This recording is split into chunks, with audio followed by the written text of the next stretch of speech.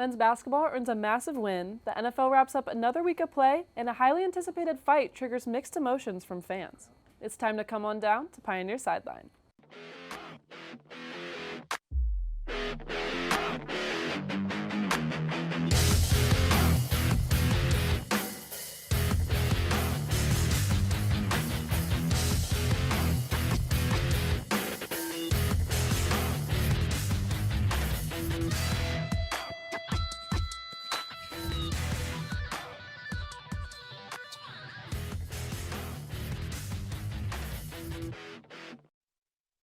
Good evening and welcome to Pioneer Sideline. I'm your host, Bryn Reese, back for another week of sports news.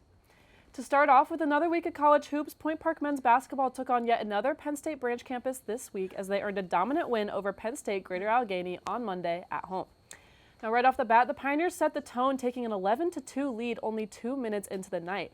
This pretty much continued through the rest of the half as Point Park increased its lead to 20 points at the 10-minute mark. The first half ended 50-23. Greater Allegheny was held to a measly 27% success rate from the field and had only 2 threes out of 9 attempts. Now coming out of halftime, all the Pioneers had to do was hold on to the staggering 27-point lead to secure their second straight dub. And they did just that, scoring 45 more points to further determine the fate of the Nittany Lions. However, Greater Allegheny did improve their numbers on offense in the half, scoring 39 points and going almost 40% from the field. Senior forward Lance Singh was Point Park's top scorer in the second half with 10 points after going to the free throw line on 3 separate occasions on top of draining 2 trays. The game ended 95-65 as the Pioneers came close to their second straight triple-digit outing in a row. Although 5 points shy, a 30-point lead will suffice. Now start to finish, Singh dropped a team-high 17 points off the bench, going 60% from 3. And right behind, transfer Brendan Williams earned his first start of the season, recording 15 points and 10 rebounds for the double-double. The Pioneers now improved to a 3-2 record overall as they go on to travel to West Liberty on Saturday at 4 p.m. to play their first MEC road game. Now switching gears to the women's team, the Lady Pioneers suffered a tough last-minute loss against Cal PA on the road on Saturday. Quarter 1 was a constant battle for the top as we saw 5 tied scores and 9 lead changes, but the Pioneers squeaked by in the final minutes of the quarter after a 3 from Emma Pavlik followed by a beautiful jumper from Achata Ballo. Quarter 2 was almost just as close, but Point Park held on to the lead just a little bit more, increasing the deficit up to 7 points. But the Pioneers struggled to get rebounds as Cal virtually grabbed every board to end the first half 32-29 in favor of the Pioneers. Now entering quarter 3, things were looking promising for Point Park, scoring 20 points in the quarter and holding the Vulcans to only 9 points. Point Park shot 47% from the field to enter the final quarter up 7 points as well. The Pioneers maintained this advantage for a majority of the fourth quarter, and it was looking like they were going home with the dub. With 8 minutes remaining in the night, the Pioneers held an 8-point lead, but only for a moment. In the following 3 minutes, the Vulcans did not miss a single shot, scoring 11 points to close that gap. Now that the Vulcans were in striking distance, they just had to follow through. With 3 minutes remaining and 3 straight missed shots from Point Park, Cal took their first lead since quarter 2, and unfortunately for the Pioneers, the Vulcans maintained control through the final seconds of the night, ending 65-61 to send Point Park home with their second straight loss. Now the Vulcans turned up the heat on the defense, forcing 20 turnovers from Point Park to give Cal a slight scoring advantage to end the evening. Offensively, the Pioneers put up some very interesting yet inconsistent numbers, some of their best this season and some of their less promising thus far. They went 55% from 3 as Alexis Giles continues to dominate from deep with 3 successful trays in 4 attempts. However, a combined 18 for 54 field goal margin from the Pioneers allowed the Vulcans to keep up with the pace. Giles led the Pioneers in scoring, again, with 16 points, putting up some of the most consistent shots we've seen in a while. Pavlik followed suit with 12 points, and Ballo shined on both sides of the court, recording 11 points, 9 boards, 4 steals, and 2 blocks. Now, despite the encouraging numbers, a loss is a loss, and the ladies fall to a 1-4 record overall as they join the men this Saturday to face West Liberty on the road. Tip-off is at 2 p.m. Next, McKenna Smith has an update on volleyball's final game of the season. McKenna? Thanks, Bryn. The Point Park volleyball team has wrapped up the 2024 regular season with a commanding win over Salem University on Friday night in West Virginia. The Pioneers swept the Tigers in straight sets, going 30 for 28, 25-17, and 25-18. This marked the second meeting of the year between the two teams, with Point Park previously defeating Salem 3-1 on October 15th at the Student Center Gym. The Pioneers entered Friday's matchup fresh off of a 5-set victory against the Fairmont State Falcons. Point Park dominated statistically, out-hitting Salem .119 to .063 while holding a 9-3 advantage in aces and an 11-3 edge in total blocks.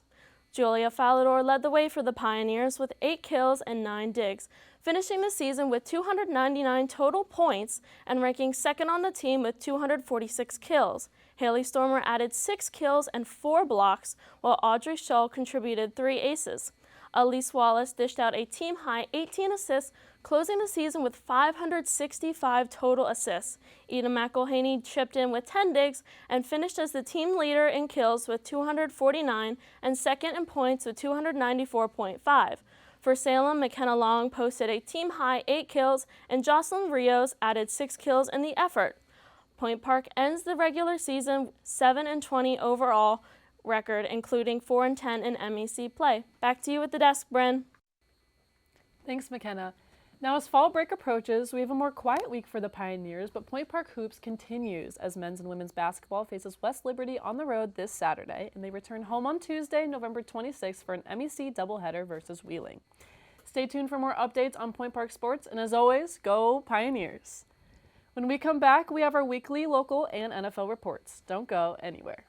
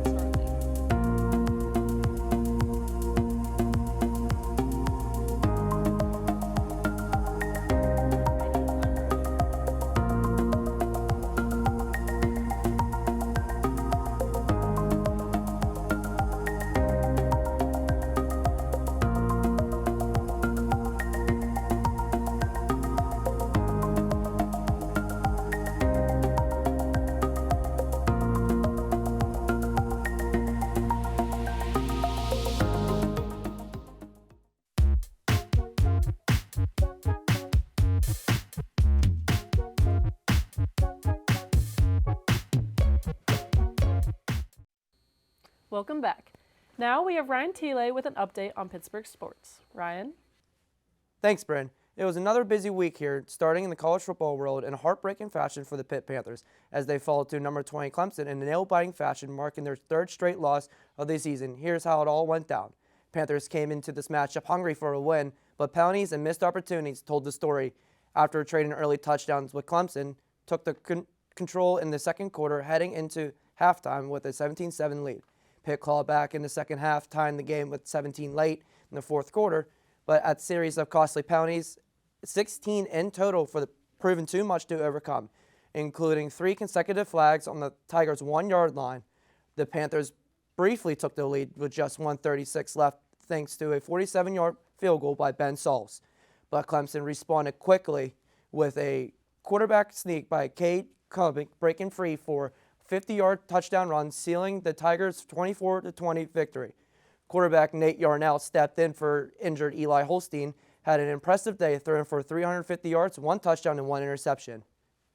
From the college to the NFL, the Pittsburgh Steelers secured their first AFC North Division win of this season against the rival Baltimore Ravens, with a close score of 18-16. For the second time this season, Chris Boswell was the team's sole scorer, going a perfect 6 for 6 on field goals. Impressively, 3 of the kicks were from 50 yards or more, with his longest being a massive 57 yards. Once again, the Steelers' defense had an answer for Lamar Jackson, limiting him to just 1 touchdown on the day.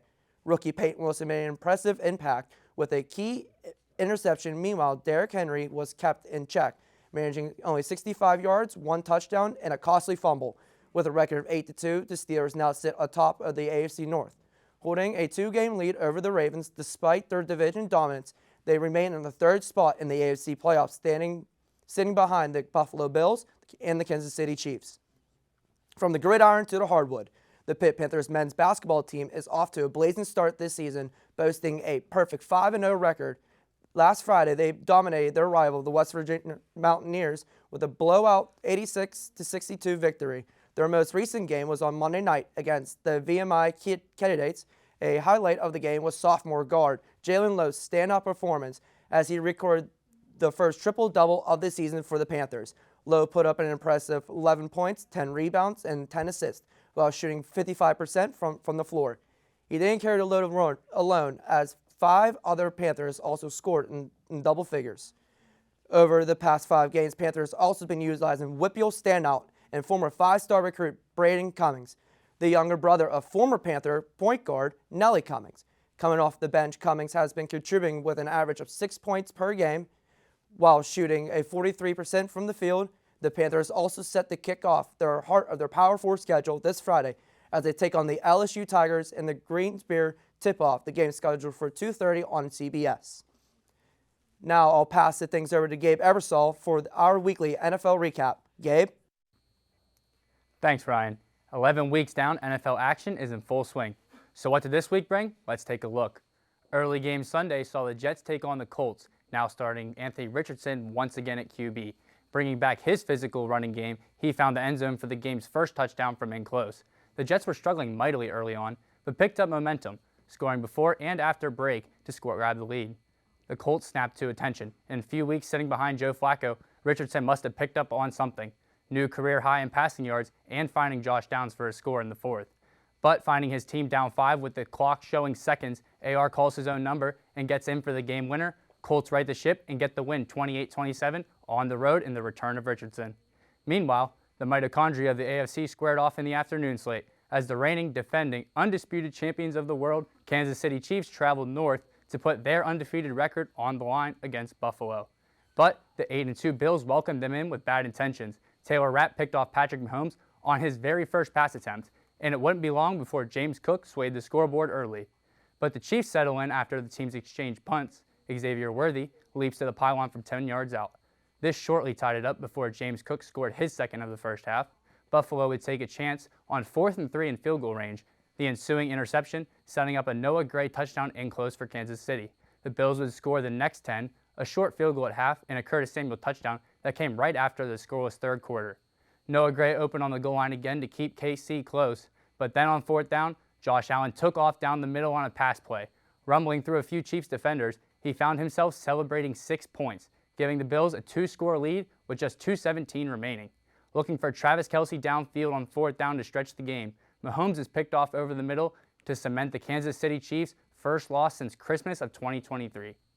On Sunday night, the LA Chargers jumped out to a huge halftime lead at home, heating up to score 3 touchdowns within 15 minutes of game time after a pair of dimes from Jay Herbo, one for tight end Will Dissly's first score on the season, the other to sophomore wide receiver Quentin Johnston, having a nice bounce-back campaign this year. J.K. Dobbins followed up with the plunge and field goals into and out of halftime, which stretched the Chargers' lead out to 27-6. But with time running low in the 3rd, gunslinging Bengal Joe Burrow started to let loose on the Chargers' secondary. He connected with Jamar Chase, then, after an LA 3-and-out, goes for the kill shot on 4th and short, and it connects. 42 yards to T. Higgins gives us a 1-score game. Chargers looked in position to change that, but their leading rusher on the day, Justin Herbert, can't keep his hands on the rock. And just 2 minutes later, a little backyard ball action from the LSU boys ties this one up at 27 in the 4th. Defense holds momentum with another 3-and-out, but after a 10-play drive, McPherson pulls it to the left on the go-ahead chance. 3 straight LA incompletions later, Bengals back into range to put the pressure on for the Chargers' 2-minute drill. Ice-cold Evan doesn't redeem himself. He leaves it left again. And the Chargers won't let the gift go to waste this time. A pair of deep balls to emerging rookie Ladd McConkey put the Chargers in the commanding position, and J.K. Dobbins puts the dagger into Cincinnati from 29 yards out. And not just for the game. The Bengals fall to 4-7 in the North despite rostering the league's leaders in all passing and receiving metrics as well as sacks. The Harbaugh-led Bolts moved to an impressive 7-3 with a 91% chance at postseason play. Pittsburgh's very own kickoff Week 12 action, traveling to their second home in Cleveland. Be sure to set your fantasy lineups and catch this AFC North standoff. That's all for me this week. Back to you at the desk, Bryn. Thanks, guys. After the break, more on what's new in the sports world. Stay tuned.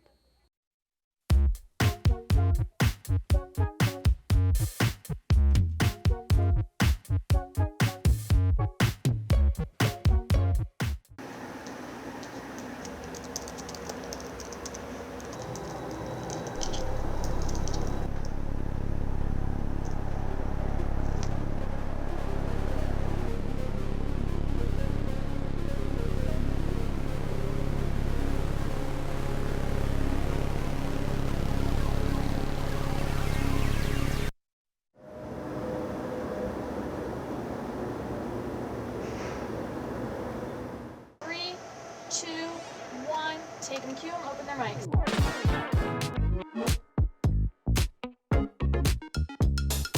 Today marked the 1-year anniversary of the Pittsburgh Post-Gazette strike.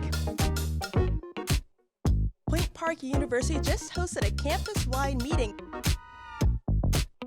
Plans for the rapid transit bus line are not set to conclude until 2025.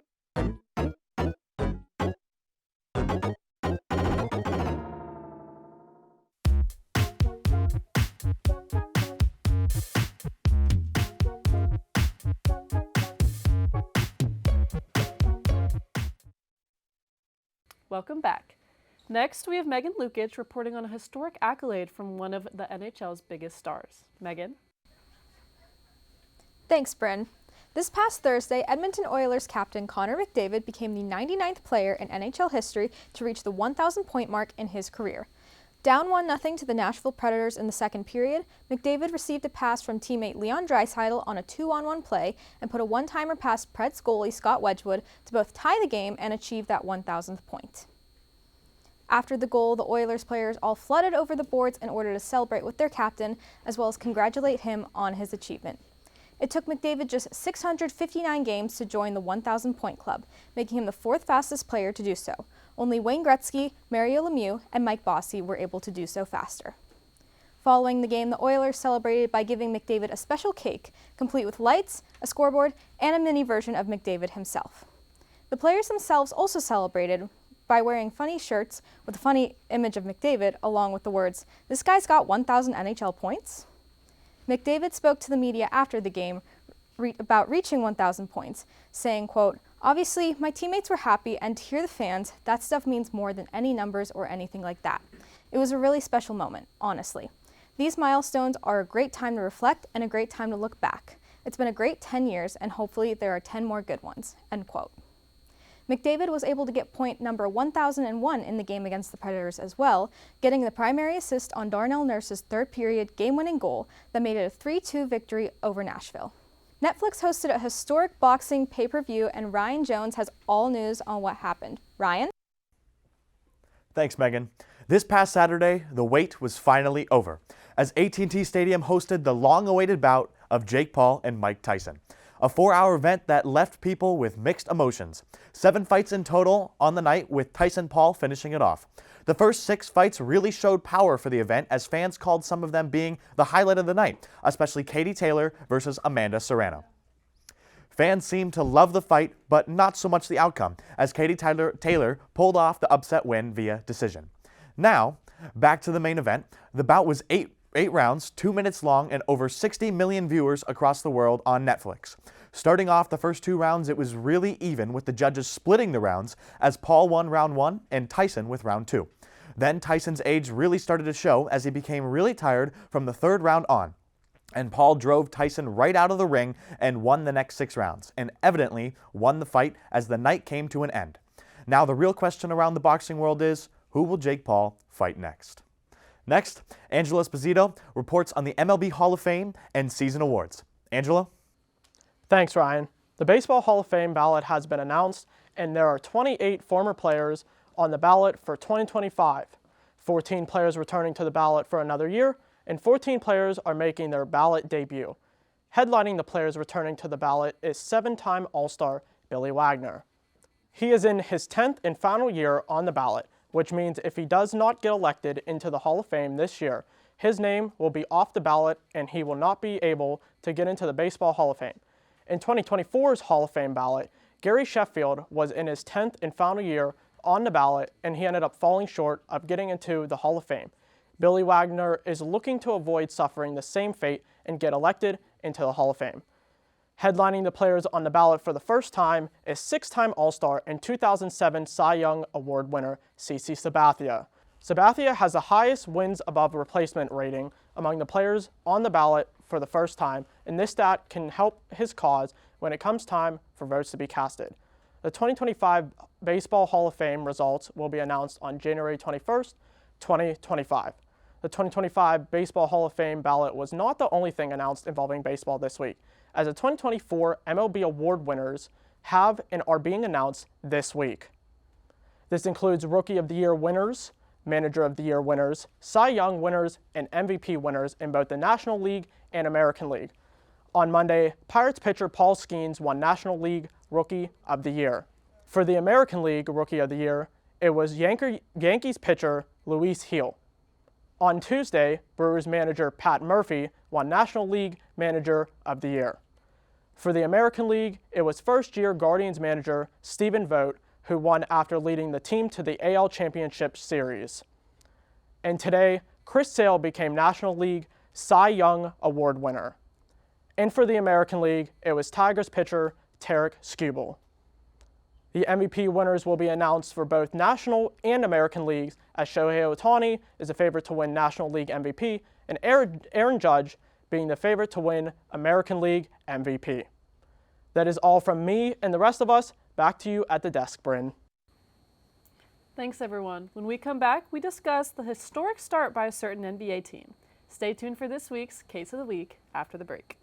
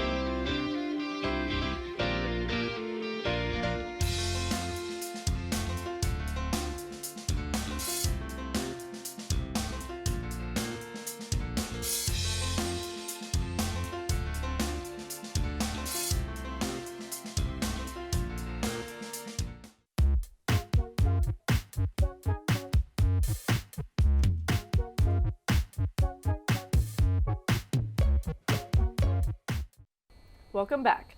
The NBA has hit its in-season tournament and we're seeing some promising teams so far. One team, however, is a clear standout.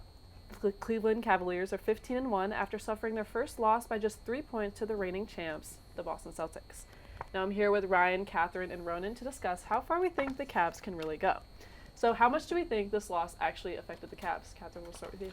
Yeah, I think a loss always affects you a little bit, but I think it's kind of nice for them too because the pressure's kind of off of them now. They were undefeated until the game last night on Tuesday, but again, only down by 3, and you had one of your best players go 3 for 21. So I think there's definitely time to bounce back for this, and I think if they keep playing the way they've been playing all season, I think definitely isn't a loss that they should be concerned about. Ryan, what's your Yeah, thoughts? I agree. Also with that, you have a player going 3 for 21, and also you have the Celtics shooting lights out, like 50% from 3 in that game. I mean, of course you're going to lose that. What can you do when you're in that situation? So I don't think the loss affects them too much. I think they've been doing really well this season. So I don't think this loss really affects them at all. All right, Ronan? I don't think it affects them either, but I think it goes to show that down the stretch that I don't think the Cavs have the depth to get it done against the Celtics. I think the Celtics are missing Kristaps Porzingis, which is another great three-point shooter, and I think they've been shooting lights out all year. I mean, first game of the season, the Celtics came out and destroyed the Knicks and with three-pointers. Like, they just did it over and over. I just don't think the Cavs have the bench depth to get that job done. All right, and then what do we think we need to see from the Cavs to continue this hot streak if you think they're going to really continue this momentum?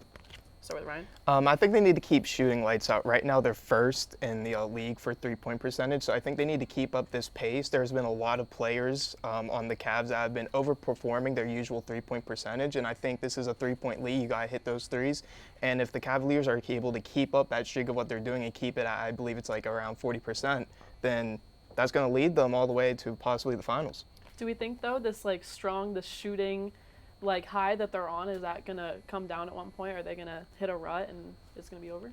Well, I think injuries are part of the game, and I think that can definitely happen. They could go on a losing streak if they lose a guy like Donovan Mitchell. If they lose him, he's their everything to me. He is their driving force. But I think the Cavs would, benefit to maybe trade for a bench piece, someone good to come off the bench for them. Yeah. And then let's say, I know we brought up the Celtics, let's say we see a Cavs-Celtics rematch either in Eastern Conference semifinals or finals this time. How do we think that's going to go? Ryan? Oh, yeah. I'm going to have to go Cavs in 7. I think they have the ability to do it. I think we saw, Porzingis was out, but I think also you have Garland shooting 3 for 21. I feel like when it comes to those 7-game stretches, they're going to shoot a lot better in those games, like games 2, game 3, game 4. And with the Celtics, they've been able to shoot really well for at least 2 points. You mentioned the Knicks game earlier, Ronan. However, I believe the 15-game stretch that the Cavs have been shooting for is way more. It adds a lot more credibility to me for that they're going to be able to do that in the playoffs in a 7-game series rather than, they might get 1 game or 2 games shooting 50% from 3 for the Celtics. I feel like the Cavs, they are more consistently better at shooting threes, and that's going to lead them to winning that series. Catherine, what do you think? Yeah, I think if they can keep the consistency up that they have at the beginning of this season, it's still pretty early in the season, but I definitely think you're talking about the Celtics, you're talking about the Cavs right now, and I think they're both kind of contenders, especially in the East, and I think if they can keep that up, definitely have a chance. Like you mentioned, Porzingis is out, but then, we did have one of the best players going 3 for 21. And so I think all things considered, there's definitely a chance. But I do think also a core piece that we haven't really touched on is Atkinson and what he brings to the team. And so I think if they can keep that up, I definitely think everyone should keep their eye on them. They're still leading across a bunch of metrics, and I think as long as they stay consistent, they can keep that up. For sure. Ronan? I think they're hot, but I think when it comes down to the playoffs, I think the Celtics, they have the experience. They've been there. The Cavs, they haven't been there since, LeBron. And this is a younger team with a lot less playoff experience. And I think that just when you go player for player, there's a lot more experience on the Celtics. And I just overall feel a lot more firepower on the Celtics than there is the Cavs. For sure. They are a young team, so I feel like young teams, it's about staying healthy. We saw last year the Celtics played a very, very injured Cavs team, and I think that kind of screwed them over. So it is early. It's early to see, but we'll see later this season because that is all the time we have this week. Be sure to join us next week at the same Pioneer time, the same Pioneer channel, the same Pioneer Sideline.